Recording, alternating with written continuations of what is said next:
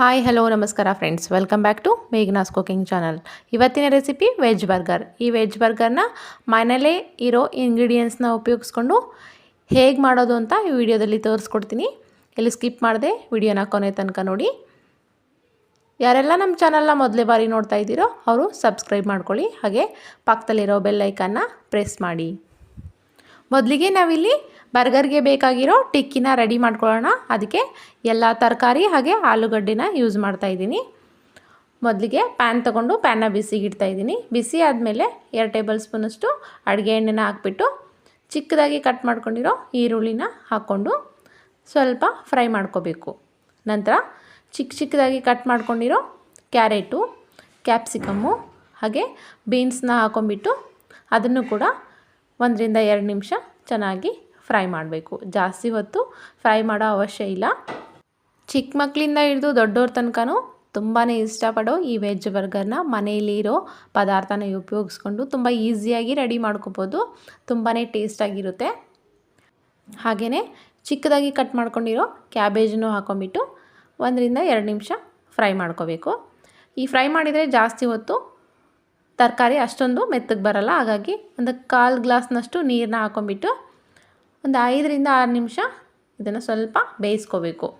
ಬೇಯಿಸ್ಕೊಂಡ್ರೆ ಸ್ಮೂತಾಗಿ ಪೊಟ್ಯಾಟೊ ಜೊತೆ ಚೆನ್ನಾಗಿ ಹೊಂದ್ಕೊಳ್ಳುತ್ತೆ.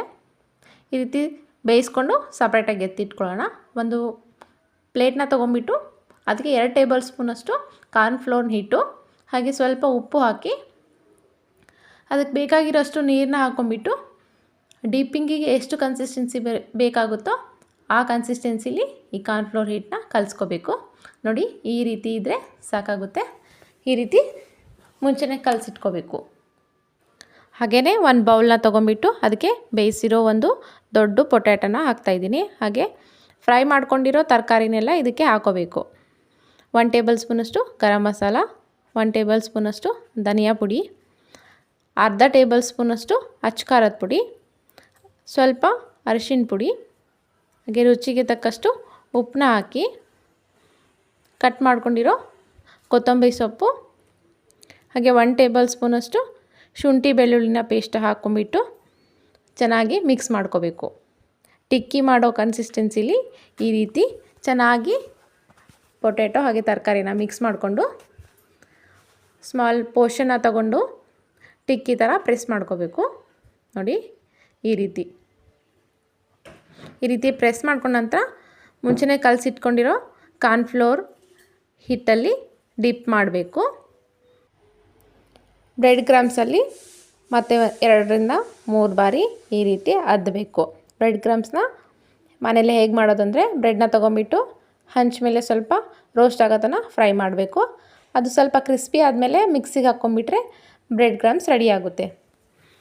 ಇವಾಗ ಒಂದು ಪ್ಯಾನ್ನ ತೊಗೊಂಬಿಟ್ಟು ಅದಕ್ಕೆ 2 ಟೇಬಲ್ ಸ್ಪೂನಷ್ಟು ಆಯಿಲ್ನ ಹಾಕಿ ಆಯಿಲ್ ಬಿಸಿ ಆದಮೇಲೆ ಈ ಆಲೂ ಟಿಕ್ಕಿನ ಅದರಲ್ಲಿ ಹಾಕ್ಕೊಂಡು 2 ಸೈಡು ಚೆನ್ನಾಗಿ ಬೇಯಿಸ್ಕೋಬೇಕು. ಆಲೂ ಟಿಕ್ಕಿ ರೆಡಿ ಆಗುತ್ತೆ. ತದನಂತರ ಒಂದು ಪ್ಯಾನ್ ತೊಗೊಂಡು ಅದಕ್ಕೆ ಸ್ವಲ್ಪ ಬೆಣ್ಣೆನ ಹಾಕ್ತಾಯಿದ್ದೀನಿ.